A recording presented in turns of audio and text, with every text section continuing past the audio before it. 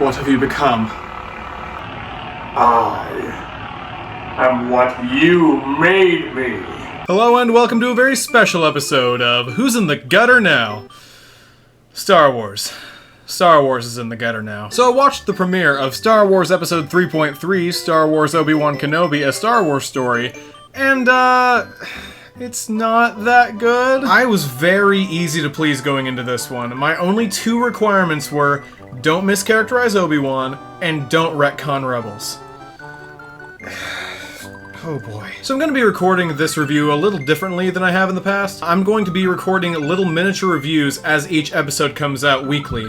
And then once the final episode comes out, I'll do a final review, give my final thoughts on the series as a whole. So even though I have no idea what ado is, I hereby refuse to have them any further. Let's go!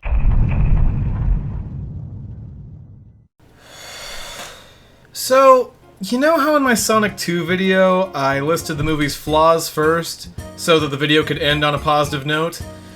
That's because Sonic the Hedgehog 2 was a good movie. As opposed to Kenobi so far, it could still be good, but so far, holy crap, it's got so many issues, so I'll get the positives out of the way first. I like how this show characterizes Obi-Wan. He's lonely, he's depressed, he's unsure of his next steps in life, he doesn't believe in himself, he still has painful dreams about someone he loved and lost, even though a significant amount of time has passed. He's just like me for real. The no-nonsense soldier looking after a kid dynamic is great for the most part. It's extremely wholesome and adds new dimensions to every character involved. Specifically, I love how Leia now has a reason to call Obi-Wan in the rebellion's most desperate hour. And honestly, it gives her reason to be sad when he dies, before it was just, oh no, Luke's martial arts sand hobo teacher died. Aw, man. The 501st clone veteran was a nice touch. I now have an intense need to see Captain Rex in live action in the Ahsoka show. Please, it's all I ask. Well, that and giving Ahsoka appropriately sized Leku and Montrals for her live action design. I mean, if cosplayers can do it, so can you, Disney. Come on. It's not asking too much to put in effort. Basil Oregano, played by Jimmy Smits, brings his best acting to the table as always, which is honestly a breath of fresh air in a show where no one really seems to care that much. Alright, Ewan, you are feeling wistful. You're feeling responsible. Ewan? Anything? Oh, the scene's over. Cool. I mean, heck, even the Black Series figure looks like it doesn't want to be here. And it's made of plastic! How do they capture such a specific emotion in plastic? I'll be fair, there's a lot I'm liking about the show so far. But there's just so much wrong with it that could be fixed so easily. Kenobi fans watching this, you might not like what I'm about to say, but you can take some solace in the knowledge that it's much easier for me when something sucks, because my script is literally just a bulleted list of stuff to rant about. So if you know anything about me, you know that I love Rebels more than anything else in Star Wars. And some of the best parts of Rebels are when the Inquisitors are walking around being super menacing and creepy, evil, intimidating. The fifth brother is one such Inquisitor, and in Rebels, he's a big, menacing creature. He's kind of like a shark alien, I guess. He has this really deep, suave accent. I haven't looked up who voiced him in Rebels, but it kind of sounds like they changed out a Hispanic voice for an Asian one. I'm not really sure how I feel about that. But like in Rebels, he's like, they know of the artifact. It's like, what a cool dude! Every time he's on screen, his presence is felt, he's so menacing, he's this big bulky dude with like a pointy hat, who like, he's an actual horror... He's a big beefy dude with a spinny death stick. He's honestly like a horror movie villain in the episode he's introduced in. He goes for the kill shot on Ezra immediately, and the seventh sister has to like stop him with her lightsaber because she's like, you are short-sighted, another reference to him being blind. So I say all this to say, that's all thrown out the window in his Kenobi appearance. Not only does he just look like a dude, he looks like a normal dude in like green face paint, but even that's just like so faded, and like, yes, he has like the same like craggy lines along his face, but you can't really see them all that well. He's got like colored contacts in, which is more than I can say for Grand Inquisitor, but at least like in the show, his eyes blinked horizontally. I actually haven't gone back and checked, but I doubt they put that level of effort in if they couldn't even be bothered to make him look alien. And the voice. Going into the show, I knew his design would suck because I saw it in the trailers. But in Kenobi, it's just like, third sister, you go too far. It's like, my dude, my bro, you're not scaring anyone. Like, they could have tried. Like I said earlier, it's not expecting too much to expect effort from these guys. It's Disney. They have money. They could make a realistic fifth brother costume. It would serve the story much better if he looked good. If he looked like an alien for one, instead of just so obviously a dude in face paint. TLDR, fifth brother used to be intimidating, now looks like a joke. Which leads me into my next point. You know what I am. A virgin? You know what I do. I know what you don't do. In actuality, I would say the virgins do themselves. Do you know the key to getting hoes, friend? It is patience. Women cannot help what they are. Their disloyalty leaves a trail of broken hearts. For example, in my experience, disloyalty runs rampant. Here's something that happened just recently. It involves a woman hoeing right here, in this lovely room. Let's say ours is lonely. Maybe she's looking for people like her. Comes across my Instagram, nice page. And then I see her. A woman in need. Perhaps the men have been breaking her heart, hurting her. So what was I to do? Help her and risk heartbreak? Or move on? Now if I was smart, I'd keep moving, but the loyalty was like an itch. I couldn't help it, so I stepped in and was there for her. I offered her a shoulder to cry on, an ear to listen, but the disloyalty it began, and she left quickly. My compassion was my undoing. I should call her. The Grand Inquisitor also looks freaking awful. Again, we knew that from the trailers, but thankfully, they listened to the fans and added like the Inquisitor teeth from like his Powan species, and they gave him Sith eyes. That's all we wanted, right? Wrong! For the uninitiated, a Powan is an alien from the planet Utapau, and they are not human. They are alien. So instead of just having like a normal round head, they have like a taller head, and their eyes have no whites in them. They are all black. The whites of the eyes are black. You know what could have fixed that? Colored contacts. Something that they should have had the actors wearing. So do you mind telling me, oh my gosh, why the Grand Inquisitor in Kenobi has human eyes? Like, they're not supposed to be normal Sith eyes, guys. Like, would it have hurt you guys to watch even a YouTube compilation of all the Grand Inquisitor scenes? He's in one season of the show. It would have taken you 30 minutes tops. And the voice. My gosh, how hard is it? Jason Isaacs is a live-action actor who gave his talents to Star Wars Rebels to voice the character in the show. But instead they got Rupert Friend, who not only has a shorter, rounder head, but he also has a really high-pitched British voice. The Grand Inquisitor has the coolest, deepest, most distinct voice. Jason Isaacs did an amazing job with it. Do you remember her last word to you? Her last and final breath before she died? Run. And does your loyal and precious crew know you ran as your master fell? Abandoned her and the Jedi Order when they needed you most? Deborah Chow, when casting for the Grand Inquisitor, instead of looking like watching Rebels and being like, okay, this is how this pre-established character is supposed to sound, she instead was like, oh, he's British. Case closed. So I guess I'll just get whatever British actor I can find. In actuality, I'd say the Jedi hunt themselves. Like, dude, freaking try! Effort, Disney! Do you know what that word means?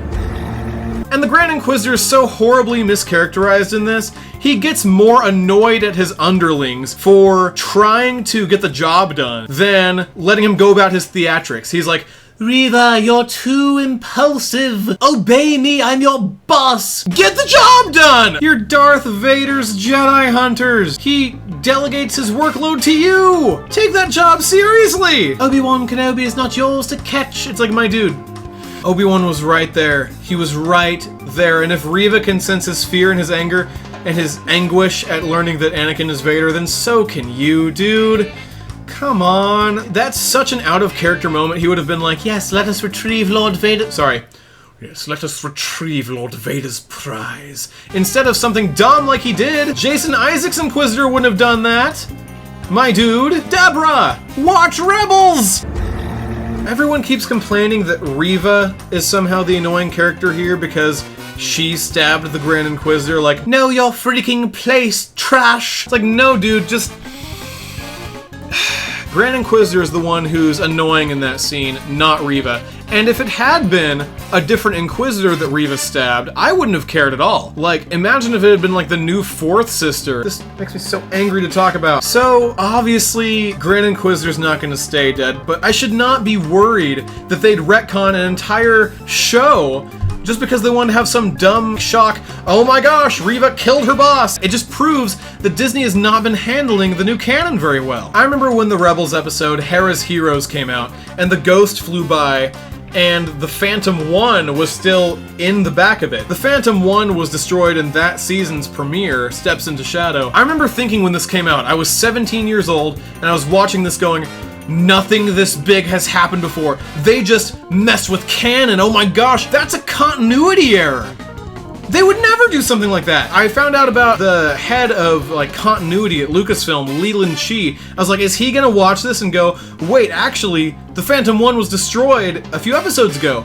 Are we gonna have to decanonize that? Or are they just gonna have a huge glaring continuity plot hole in this episode of Rebels? Fast forward to today, when I'm genuinely worried that they would actually decanonize the entire show because of one stupid throwaway gag about who's in the gutter now. Like, it's just...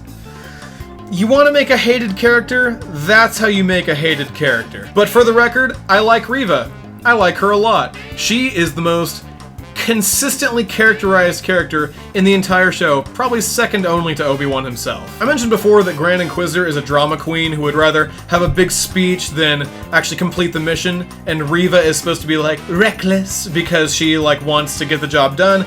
That's mischaracterization for one, but also I've heard it said that Vader would choose Reva over Grand Inquisitor because she would rather get the job done instead of being a drama queen.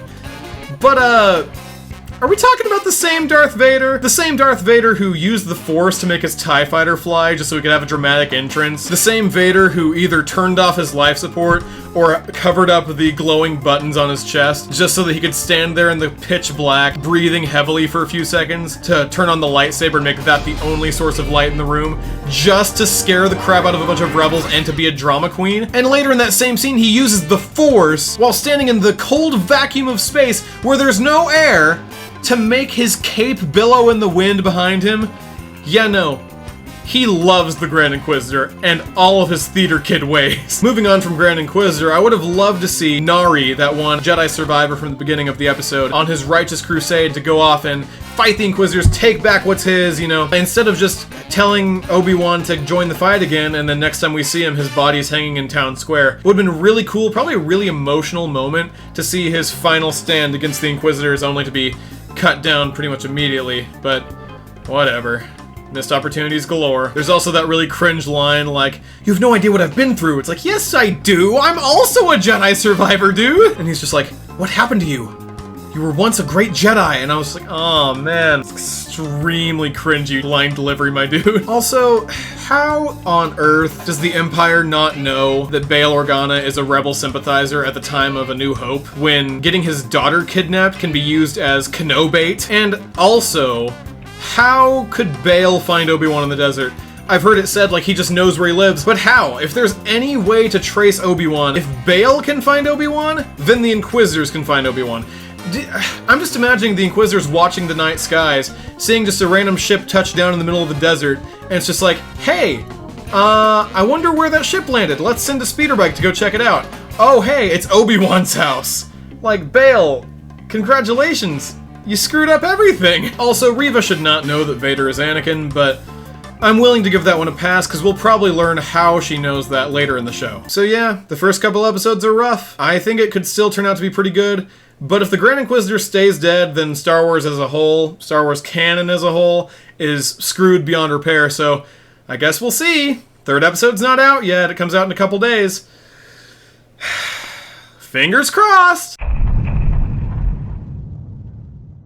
Shockingly enough, I actually liked this one. Obi-Wan keeps referencing Padme when talking to or about Leia, and I think that's really heartwarming, really touching. Honestly, I was not expecting too many Padme mentions, but I think they've all been done very well, very tastefully. I also really like the part where he says that he wishes he was Leia's father, because, yeah, I think we all feel you there, pal. I've seen a lot of people criticize the fact that Obi-Wan's out of practice in this fight. Honestly, I don't mind it at all. Maybe it is a little out of character for him to stop practicing when the fate of the galaxy is at stake, but I mean, sometimes when you're that depressed, you know what the right answer is. You know what the right thing to do is, and Obi-Wan's lost everything. I mean, he lost Qui-Gon, he still had Anakin. He lost Satine, he still had Anakin. When Anakin's lost, and all the Jedi are lost, I mean, it's completely understandable that he would neglect keeping his body in shape, neglect keeping his spirit in shape. He can't use the Force or else it'll draw attention to him. I understand that. I respect it. But I know a lot of other people won't. But that's okay, you know? I like it though. It's pretty good. That lightsaber duel was just as heart-pounding and as intense as it should have been. Vader, every time he's on screen, he has just such this commanding presence. It's like, holy crap, this guy's about to screw some stuff up. Man was snapping necks left and right. Man literally killed a father, and then while the son is mourning the father, kills him, so the mom gets to come out and see, like, her destroyed family, and then he leaves her alive? How much more sadistic and evil could you possibly get? Like, I mean, maybe they maybe they saw how much we loved, you know, all the memes about killing younglings, and they were like, hey, you liked all these memes about something that happened off screen? Here, he's killing kids on screen in a Disney Plus show. And plus the visuals, like, man, it looked awesome. And dragging him through fire? My man's been planning this for a long time. That's about all I have to say about this episode, but always remember, Freck is love. Freck is life. There are several inconsistencies so far, but by and large I'm willing to overlook them. I'm liking the show overall quite a bit. Will the show stay good? Let's find out.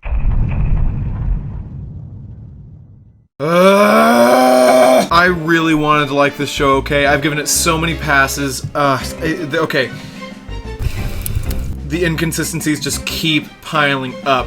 Alright, one or two inconsistencies in the first episode, whatever. I can excuse that. I can say, oh, well, maybe they just didn't think of it. No, this is just straight up laziness. There's like 2 or 3 inconsistencies in writing per scene. It's no longer per episode, it's per scene. And honestly, I was fine with it in the first couple episodes, but they just kept building up as time goes on. Episode 4, straw that broke the camel's back. I've said it before and I'll say it again, but it's just so much more obvious now. Reva is the one character that's written consistently, and that's including legacy characters that they should have gotten right easily. Obi-Wan left his post without talking to Owen first. If they had included a scene where Obi-Wan went to the Lars homestead and was like, hey Owen, listen man, I'm going off-world. I need you to swear to me on Shmi's grave that you're going to protect Luke. That would have been a great scene. I think that would have solved so many problems. But no, they didn't do that. They just, And so instead, now it looks like Obi-Wan just left his post, abandoned Luke, abandoned his entire purpose in life for the past 10 years and for the future 9 years,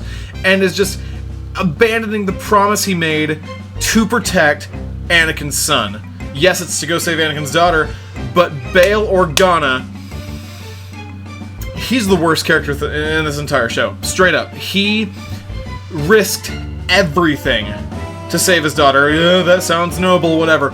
Luke is just as important. He says Leia's just as important as Luke is? Yeah, I agree.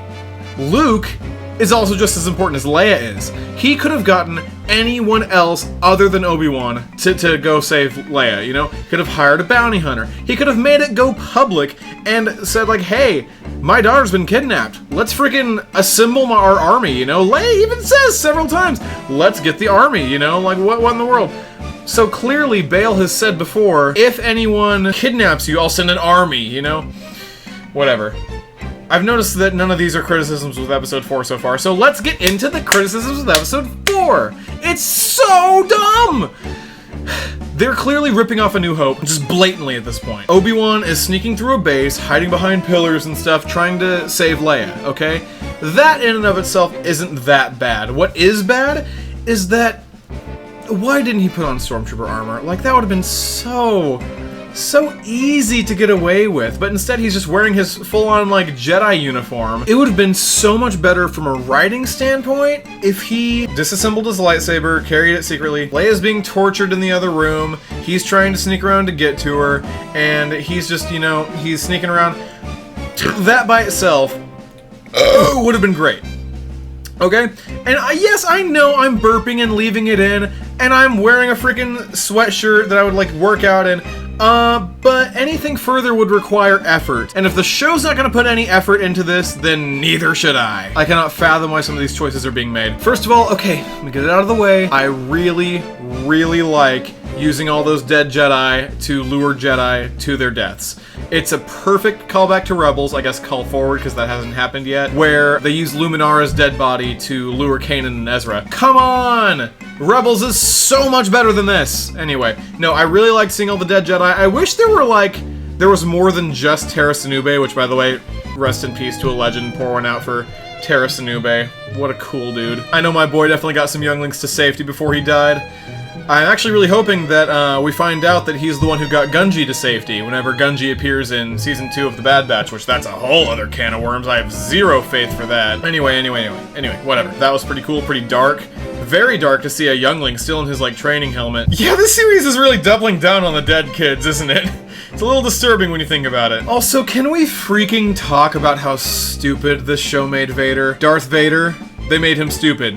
I mean, sorry to break it to you. The fact that he doesn't even think that Leia could possibly be his daughter, they're holding Bail Organa's adopted daughter on Fortress Inquisitorius. She's in the same building as him, alright? And he knows that she's there, okay? He knows the whole plan was to get her, lure Kenobi out of hiding, whatever.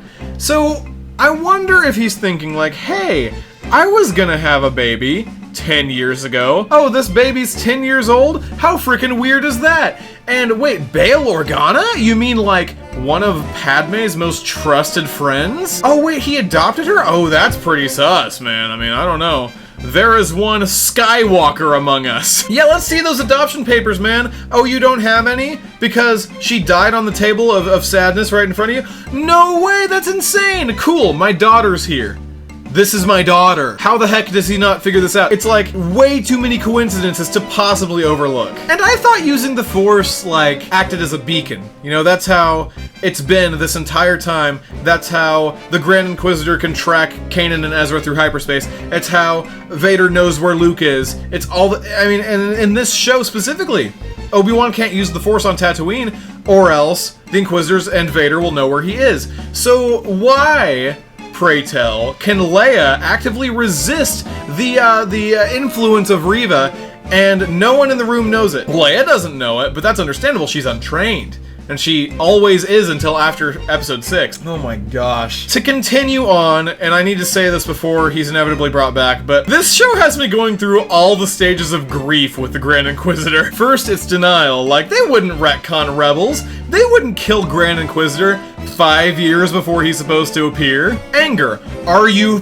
freaking serious, guys? Watch the show.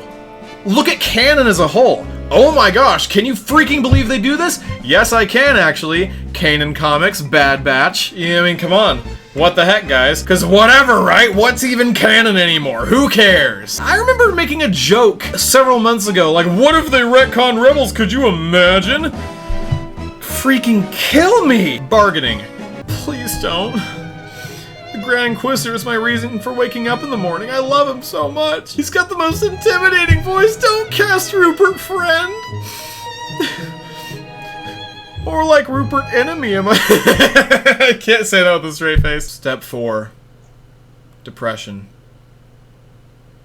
Without Grand Inquisitor, why do I wake up in the morning?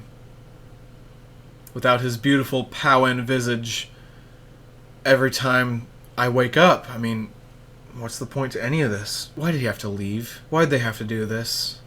Why'd they have to decanonize Rebels? The best part, objectively, of all of Star Wars? I just don't understand. And you know what? I don't think I ever will understand. It's just the way it is now. a life without rebels. Stage 5. Acceptance. Whomever I'm waiting for on Dayu, he's never coming back. Rebels. It's gone. And I couldn't save it. And that's okay. It's gonna be okay. Yeah, I can't go through this bit anymore. It's already gone on way longer than it should have. Anyway, I'm really tired of talking about this show, and I haven't felt this way about a show since the Book of Boba Fett, which, I mean, I guess was the last show that came out, huh? But, I'm just so freaking tired of talking about this show already, and episode 5 isn't even out yet. I mean, just whatever, right? Like, I'm just so tired of the discourse around it. It sucks. It straight up sucks. It could get better, but it's just so many little things building up over time to create this absolute garbage fire. Oh my gosh. You know what's funny? Is that I was defending this show with all my friends with Sheev Talks, you know. He hates it. Spoiler if his video's not out yet, he hates it. I was its biggest defender, and now, like, whatever, right? It sucks! Can't do much about that. I guess a couple more points before I move on. The scene where they smuggle Leia out underneath a giant coat, straight out of Scooby-Doo, stupid scene. Also, this episode had the saddest death in Star Wars by far. Rest in peace to a legend. We'll never forget you, Wade. Anyway, I guess it can't really get much worse, can it? It can only be better from here. I'm recording this kind of last minute because episode 5 comes out tonight. Here we go!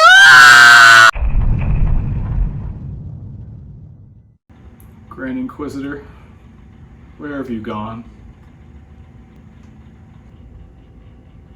He's back! He's back! Good, great, awesome, outstanding, amazing! You know, right off the bat, this episode actually starts off with a warning that says, there are certain scenes in this fictional series that some viewers may find upsetting. And I kid you not, before the episode even started, I paused it right there, and I was like, my dude, this entire series is something I've found upsetting so far. But honestly, shockingly enough, I actually really, really liked this one. And no, it's not just because Rebels is not decanonized, although that's a major part of it. The flashback scene, incredible. I love the music especially. One problem though, could they have not even tried to de-age Hayden Christensen? I mean, the man doesn't look too old. They'd literally just have to like put like makeup on him or something. Maybe some light brushing up with the CGI. But like, no, it's a 40-year-old man. It's a 40-year-old man playing a 19, 20-ish-year-old. I mean, come on, guys. Little bit of effort, please. This is what happens in a post-prequels world where everything has to be completely practical, no CGI. That would have enhanced it a lot. It might have been a little uncanny valley, but just get the guy who did Luke. Could look good, I think, if they'd, you know, tried at all. Either way, whatever. I can look past that. It's not a nitpick, it's a genuine criticism, but I can look past it. Besides the fact that he's obviously a 40-year-old man, it's a really, really good scene. Now, what I was afraid of with that scene was that, like, you know, Vader's need to prove himself would become detrimental towards the end, and Reva would, like, beat him in a one-on-one. But thankfully that didn't happen, and we got to see Vader whoop her tail. And before anyone gets started, I don't dislike Reva. Thankfully, no. My man soloed her immediately without even pulling out his own weapon. I mean, his lightsaber was probably at like 1%. I mean, can't risk that without a charger nearby. I mean, I know, we've all been there. And the fact that Vader was having these flashbacks and not Obi-Wan is just really touching and really sad. We know Obi-Wan is sad about the past, but we have no idea, or we had no idea until now, what was going on inside of Vader's head. Another minor criticism, it's like, my man Obi-Wan, come on. You really just trusted, what's his face? I don't freaking remember. The dude from Eternals. You really trusted Leia in his care, not once, but twice.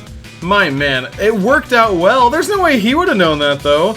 Maybe Obi-Wan sensed he had a good heart, whatever. But like in the moment, it's like, dude, this is the guy that's been like swindling people for a long time. Like, you're gonna trust Anakin's daughter with this guy?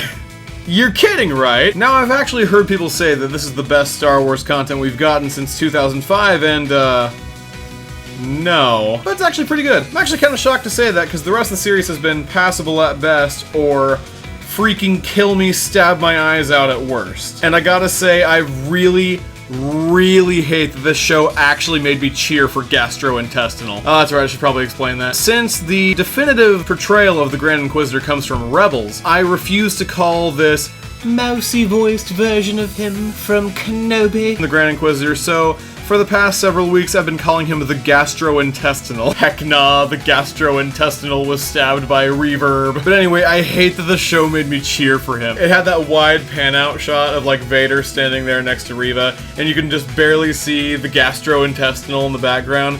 And I was just like, yes, it's him, he's back! And then like, it was such a hype-filled moment, like, he starts walking toward the camera, it's this really cool shot, and then all of a sudden, then he opens his mouth, it's like, hello, third sister. It's like my man couldn't be intimidating if he tried! And I love that monologue too, like it's really freaking cool. I can only imagine how cool it would have been if the Grand Inquisitor had said that. I mean, come on. I'm actually really worried about how they're gonna handle the finale. Reva, first of all, was stabbed through the heart, and that was such a well done death scene, complete with flashbacks and everything, that I'm super upset that they're gonna absolutely keep her alive in the next episode. Like, come on. It's gonna happen. She found the location to Luke and, you know, knows that he's on Owen's farm and whatever. Which, by the way, Bail Organa is the absolute worst character in this show. Oh my gosh. Like, first of all, the message to Obi-Wan, I mean, everyone's been criticizing it because, like, he gave away way too much information in that holo recording, but like, man really said, in case you've been captured, here's this message I have for you. It's like, is he gonna receive this message in his jail cell? Or more likely, his captors have it? So Obi-Wan's gonna be like, tortured or like beaten or whatever, and then like Vader himself is gonna like have the holo recording like, hi, my name's Bail Organa. I'm a high-ranking Imperial Senator. Obi-Wan Kenobi, my great friend, just in case you haven't tracked down and rescued my daughter, Princess Leia Organa, Padme Amidala's secret daughter, I'm gonna go to Tatooine. That's right, Tatooine, in the Arcanus sector. The one with the two sons. to find Luke Skywalker, Anakin Skywalker's other child, who's currently living on the Lars homestead right outside of Mos Eisley. It's just like, can you imagine though? Like, the wrong person gets their hands on this, which, I mean, this happened, of course, like, Reva has it now, but like, Bail sent this because he hadn't heard back from Obi-Wan. Where's the logic in this? I genuinely liked this episode, but I have zero faith that the finale will deliver, so, this should be fun. They really Last Jedi'd this, didn't they? I'm so glad that this show has a really slow space chase scene where a Star Destroyer is shooting at a rebel ship, but they're staying just out of range, and the bad guys are waiting for them to run out of fuel, and the good guys have a dropship with hyperspace capabilities that they could and should use to ferry people to safety, but instead used to send the main character to a side mission that ultimately accomplishes nothing but surface-level character development. Because that worked out so well last time! Anyway, blah blah blah, manufactured tension with the hyperdrive being broken to get Obi-Wan to the fight. You know, that's the biggest problem with this show overall. It knows what emotional beats and references to other better things it wants, but it doesn't give a single crap about putting in the legwork to get there. So, I like this scene. Vader's rage is boiling inside him when in a scary pseudo-calmness, as opposed to the vitriolic rage he was expressing earlier. Obi-Wan's expressing his inner Season 2 Lloyd. I don't want to fight you, but I will if I have to. And it's all shaping up to be a great scene, right? But instead of making their own scene, they just copy-pasted from other better things. As you come back to say you forgive me, I will do what I must. then you will die. I mean, I get it. Script writing is hard and requires actual talent. And yes, you heard me. I consider The Last Jedi objectively the second worst Star Wars movie after The Rays of Soywalker to be better than Kenobi. I mean, The Last Jedi screwed with the sequel trilogy, which had potential after The Force Awakens, but Kenobi screwed with the originals, with the prequels, and if those weren't egregious enough offenses, it screwed with Rebels. And that is unforgivable. Proud of them at least for not going with the obvious joke here, though. It's over, Obi-Wan. I have the high ground now. Can we just talk about this for a second? Obi-Wan uses the ground high to pelt Vader with his one weakness, elevated terrain. And while it's kinda cool to look at, and another glaringly obvious reference to The Last Jedi, are we just supposed to suspend our disbelief to the point where we think that it's okay that these massive freaking boulders that are assailing Vader's armor aren't doing a single dent's worth of damage? Not a single dent, especially now that it's been confirmed that Vader's armor is weaker than Stormtrooper armor. Looking at you, Episode 4.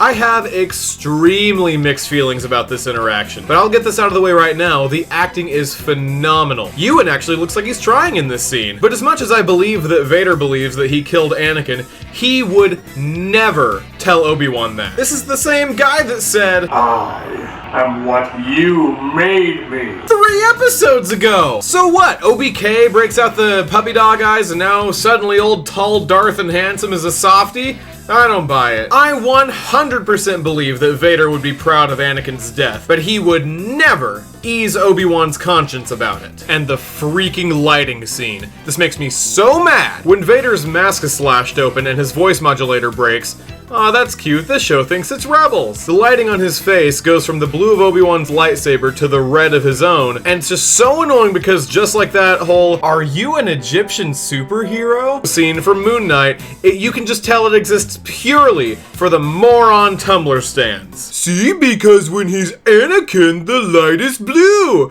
When he's Vader, the light is red. The red represents evil, and the blue represents good. I understand symbolism! And sure, it makes for a good shot, but if it had actually happened like that in universe, I feel like it would have looked a little more like this. I'm sorry, Anakin. For all of it. I am not your failure, Obi-Wan. Dude, what are you doing? Why is that in my face? Bro, dude, why are you putting the lightsaber in my face, dude? Come on. Well, dramatic lighting purposes, obviously, like, you know, blue light, that means good. You're feeling good right now, right? I mean, not particularly, but like, I guess Anakin came to the forefront a little bit there for a second. But anyway, let's continue. Let's continue. Sorry. Carry on. You did not kill Anakin Skywalker. I did. Now what are you doing? I'm being dramatic too, like if you can do it, so can I. I'm clearly feeling more evil right now, so my mask is red. This is symbolism, Obi-Wan. This is how that works. My voice was done on computer. This is stupid. I feel like that's all I had to talk about. Why do I feel like I'm forgetting something? River! Well, that character death was frustratingly impermanent. So let me get this straight. She's stabbed through the chest with a burning glow stick, left in the gutter where she belongs. Finds a ship, which by the way, there's no ships left on Jabeam. One of them is blown up, the other's left, the Imperials are gone, so how'd she get off the planet? Gets to Tatooine, finds Owen, and attacks his farm. You know, since they serendipitously met earlier. Good thing she followed the right skill tree path to unlock both teleportation and immortality. I mean, personally, I went for increased attack speed, but you know, I'm already so far along on the skill tree that I'd feel weird about resetting it now. You know how it is. Oh yeah, and apparently Obi-Wan can teleport too now. Why not? Also, why does she want to kill Luke again? Because her youngling friends were killed? And she thinks that by not killing this kid, she'll be letting down all the kids that got killed?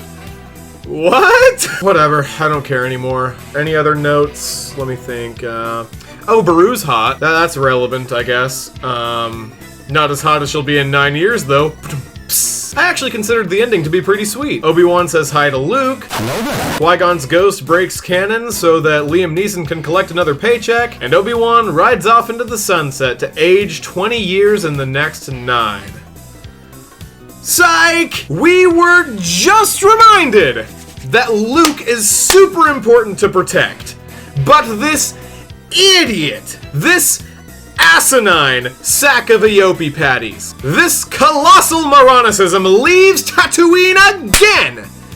just to go to Alderaan and reunite Leia with her stupid little, admittedly kinda cute, ladybug droid.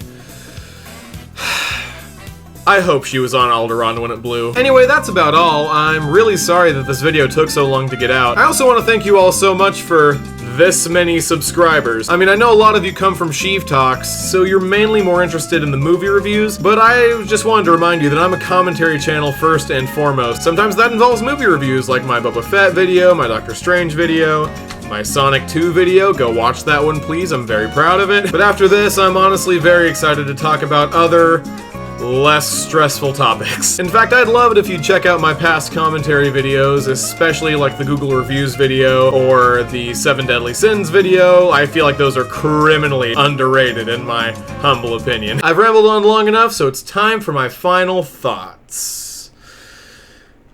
Kenobi bad. As always, please remember to like and subscribe, and I will see you when I see you.